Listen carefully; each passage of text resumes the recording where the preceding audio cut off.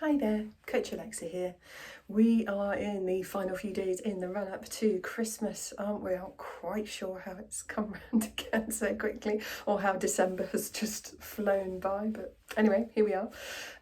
So, few little tips about fitting in our running and prioritising our health as much as we can over the Christmas period. So, it's always worth just having a little bit of a think about your commitments,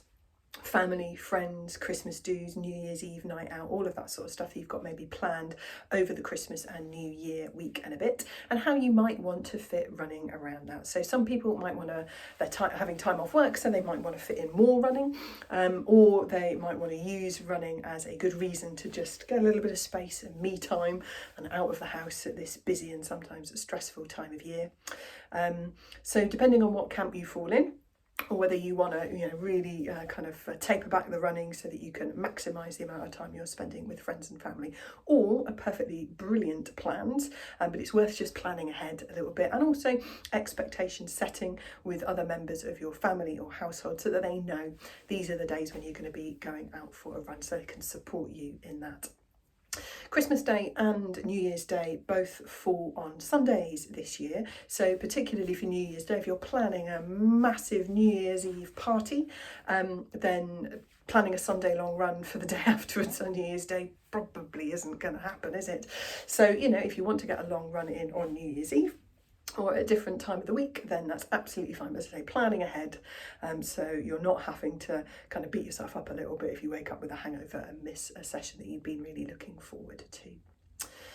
The other thing to think about over Christmas is the amount of food we tend to eat and often alcohol we tend to drink. So I often talk in these videos about a recovery time. So we challenge ourselves with some running training or some strength training, and we give ourselves a recovery time so our body can recover and adapt. And I'd say that recovery time concept equally applies for our digestive system over Christmas. I know after about 3 days of eating all the amazing, lovely food and the cheese boards, which are my particular favourite at this time of year,